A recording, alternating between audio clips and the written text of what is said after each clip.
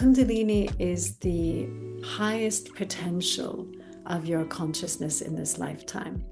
Yoga works very intensively on the nervous system.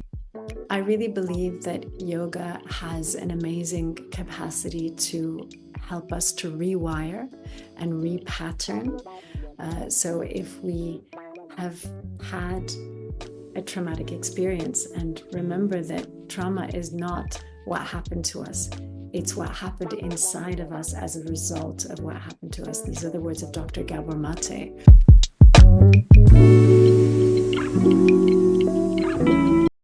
Vanakkam, Namaste, and hello everyone. Welcome to the 67th episode of Inside the Minds of Great Yogis. In today's episode, we have a very special guest, Nancy Zabaneh. Nancy Zabaneh is a human relations mentor, motivational speaker, Kundalini yoga teacher trainer, and the founder of the wellness community, Darshan, based in Dubai.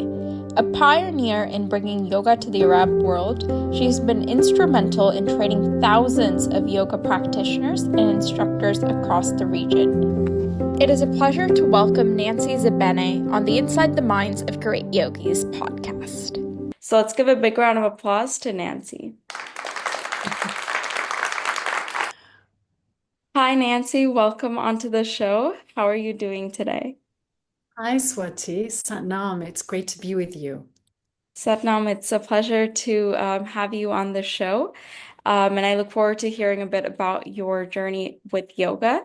So we'll get started. And the first question that I have for you is, how did your journey of yoga begin? Thank you, Swati.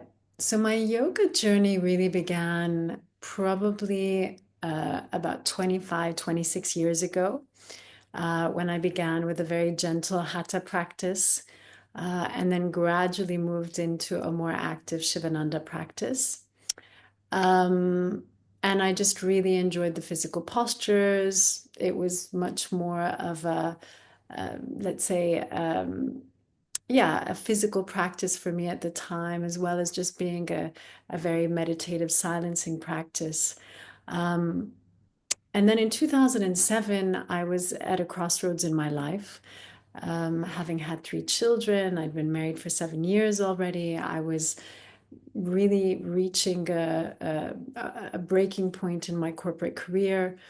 And it was around that time that I began to explore different realms of emotional intelligence, of understanding consciousness, of yogic philosophy.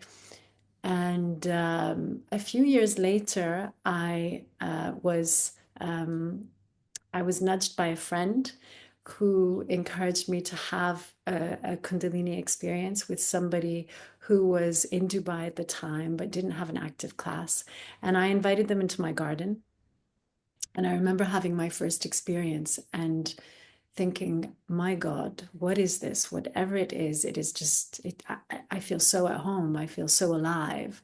It's Kundalini yoga is a combination of active breath work. It's very dynamic. The movements are very dynamic. We chant mantra. A lot of the postures are done with the eyes closed. And at the end of that sort of 90-minute experience in my garden, I just felt things that I'd never felt before. It was like coming home, really. It was like coming home. So my journey with yoga really began a quarter of a century ago. But my deepening of that journey, really, I would say, in the last 15 to 17 years. Yeah. Thank you for sharing that, Nancy, and a little bit about how you got into your journey of yoga. So now I would like to come into the next question that I have for you. You kind of answered it. It is about what Kundalini yoga is. So I was just wondering, can you talk a little bit about the significance of practicing Kundalini yoga? Yeah. So when we refer to the Kundalini energy, we're referring to that latent energy that lies inside all of us, and it lies almost dormant inside all of us until it's awakened. So in Eastern philosophical tradition, the understanding that is that that energy lies in the fourth vertebrae at the base of the spine. And that we need to be working with it constantly to raise our awareness, to raise our consciousness. And the idea is that it begins to develop a deep connection between the self and that divine connection, which is the source of everything. So really, Kundalini is the highest potential of your consciousness in this lifetime. Carl Jung spoke about the Kundalini energy. Many great neurolinguistic scientists and doctors understand about the Kundalini energy, but they don't necessarily speak about it in the way that I've spoken about it. But if you can imagine that the human beings, let's say, default state is to go to sleep, is to forget that we are spirits in this human form, then we actually need to have a technology that helps to keep us elevated and awake and conscious, and really that gives us agency over our lives. And that's what Kundalini Yoga is about. It is a set of tools. It is a technology for maintaining a certain quality of consciousness and awareness in our life. And when we have that quality and caliber of consciousness, we begin to live in a much more responsive way instead of in a reactive way. We begin to live with more energy, with more vitality, with a deep sense of responsibility, where we really recognize that we are wholly and fully responsible for each and every experience. Thank you for sharing that, Nancy. And I think that's so well put. So thank you for sharing a little bit about Kundalini Yoga. So now I would like to come into the next question that I have for you. So I was wondering what inspired you to create the Darshan Collective community? What was the inspiration behind the platform? Yeah, so really the inspiration was my own personal journey. When I train teachers, I train them to become aware of this idea of making themselves a channel for the divine to flow through. And because I felt that that's really what was happening for me. What had happened for me was that I was releasing a lot of blocks. I was releasing old belief systems. I was releasing a lot of the old stories, and through that, I maybe became a little bit lighter in my life. And through that, I became inspired actually to share the technology. People would be like, wow, you look radiant. What are you doing? Or you seem like you have more vitality than you did when you were 35, you know? And and I would say, well, it's these teachings, and they'd say, can we have an experience? So it kind of was inspired by my own journey and by realizing that actually I wanted to share this technology with as many people as possible. And it wasn't just about having classes and being a teacher, but that I wanted to empower people to become teachers so that they could share the technology onwards. And so Darshan really is a collection of teachers, of practitioners, and we come together to learn, to grow, to heal.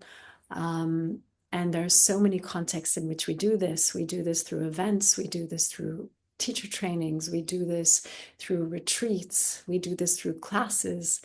And it's just happened really organically. It hasn't been one of these things that was forced or prescribed, but we now have teachers that stay connected from all over the world, from Ireland, from Saudi Arabia, from Canada, from different parts of Europe, from different parts of our region.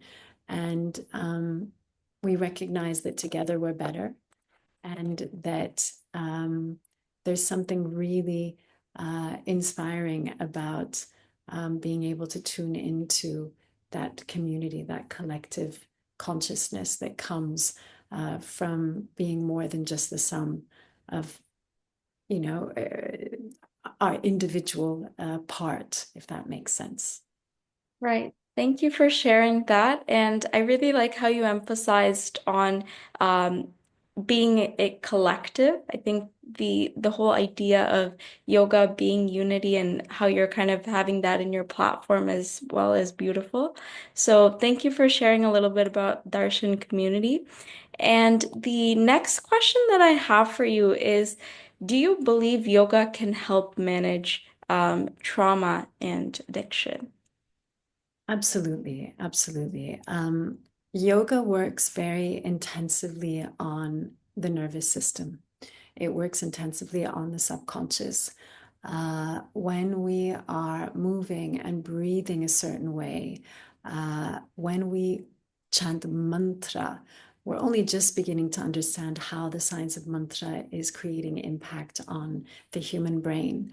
Um, I really believe that yoga has an amazing capacity to help us to rewire and repattern. So if we have had a traumatic experience and remember that trauma is not what happened to us, it's what happened inside of us as a result of what happened to us. These are the words of Dr. Gabor Mate. Um, what ends up happening inside of us is a whole belief system and storyline that feeds a certain stream of behavior that can be highly addictive. Um, and one way to work with that is to actually give us a new story. You know, what is the story? You know, how can we reconnect with a story that goes beyond that initial story that kept us locked in? So I feel that yoga is an incredible technology for rewiring and repatterning, for helping us to bring awareness to our stuff, for helping us to see our reactive patterns, for showing us where stagnant energy lies in the body. It's a somatic experience. It's not it's not happening in the mind, and things are happening in the mind. But actually, when we move and breathe, we're really using the vehicle of the body. And I really fundamentally believe that the breath work, the mantra, the meditation, all of it combined with the movement is helping us to release a lot of that stagnant energy that comes from um, those initial stories, belief systems that have just been layered on top of one another. And in a way that actually we're unaware. We're unaware. Kundalini yoga is the yoga of awareness. So the more we become aware of our story and the degree to which we are programmed by our story, the more we can begin to develop our capacity to witness in a way that allows us also to release the story. Thank you for sharing that. That is very well put. So, thank you for talking a little bit about how yoga can help with trauma and addiction, as well as how Kundalini yoga comes in. So, the next question that I have for you is, what are some yoga poses that you would recommend for women's health? So, frankly speaking, it's all good for our health, but there are certain movements, there are certain postures that I really, really enjoy teaching. I'm also part of a program that explores breast health. And I really enjoy movements and postures that involve the raising of the arms. So things like ego eradicator, which is like one of the first things you learn as a Kundalini yogi. You pump the navel with a breath of fire and you raise the arms up to 60 degrees, 10 and 2. And you can maintain that posture for 1 minute, 3 minutes, 7 minutes, 11 minutes. Very, very potent and powerful. We work with a posture called cat cow, where you're really working on the flexibility of the spine, spinal flex. Remember also, you're working on the lubrication of the spine. They say that you're as young as your spine, you're only as young as your spine. So actually, I'd like to encourage women and men, for that matter, to really work on the flexibility of their spine, especially as they age. Um, there is a it's actually both a kriya and a movement, which is called Sat Kriya, which is really exclusive to the Kundalini yoga tradition. And in this movement, we like hold the arms up, we extend them up, um, and we chant the mantra Sat Nam. And with every Sat, we naturally contract at the navel, and there's an incredible release when that happens. And this particular kriya is working on the first three chakras, and really, really good for women's health, for sexual health, for working on grounding as well, our energy. Um, I really, really like baby pose. It's so simple, because it involves just bringing the forehead down, connecting that third eye point to the earth. And we know that the third eye now is linked to the pituitary gland, that the pituitary gland is one of our master glands, and that we can have a very deep glandular experience when we actually put pressure on that point between our two eyebrows. Um, yeah, I mean, I could go on and on. There's a great posture in Kundalini Yoga called frog pose. And in that posture, we're actually working on the circulation of the legs, and the thighs and the buttocks, pumping blood and circulation to the heart. So quite literally, I mean, I could go on and on.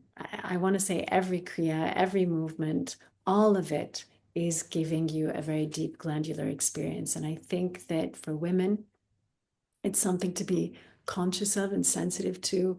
Younger women obviously have their cycle to think about. Women who are pregnant have changing hormones. And then, of course, women who are going through menopause and post-menopause um, have the ability to actually manipulate their hormones naturally through these amazing practices in a Thank good way, in a good way. Thank you for sharing that, Nancy. And I think some of the postures that you've recommended for women's health sounds amazing. So I hope our listeners also try them out. So thank you for sharing that there. So now I have some rapid fire questions for you. And the first question that I'd like to get into is, what has yoga taught you about the world? That the world is a mirror of our inner state. And when we transform ourselves, we transform our outer reality. Lovely. Thank you for sharing that. And the next rapid fire question that I have for you is, what is the importance of yogic science?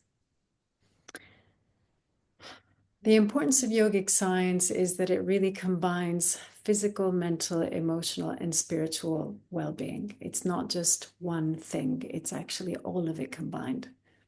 Well summarized. Thank you for sharing that. And the final question that I have for you is, if you had one word to describe yoga, what would it be and why? Union. Union between the finite and the infinite, union between the mind, the body, and the spirit, harmony, even. But really, union is more accurate, I feel, because it's such a holistic um, philosophy or approach to life. And it's about linking that which is seen, which is that, with that which is unseen. Yeah. Thank you for sharing that, Nancy, and a little bit about what the word yoga means to you, as well as what, like, the one word that comes to mind when you think of yoga. It has been a pleasure speaking with you and having you on this show, and I really enjoyed hearing about all things Kundalini yoga, as well as how yoga can help with trauma and addiction. And so, thank you so much for joining me on the 67th episode of Inside the Minds of Great Yogis. It has been a pleasure, and I hope we're able to do this again. And I would also like to thank our listeners and viewers who are yet to listen to our episode, the 67th episode of Inside the Minds of Great Yogis. And until next time, I hope everyone has a great day. And thank you so much for joining me, Nancy. Thank you, Swati. Thank you so much. Thank you. Thank you.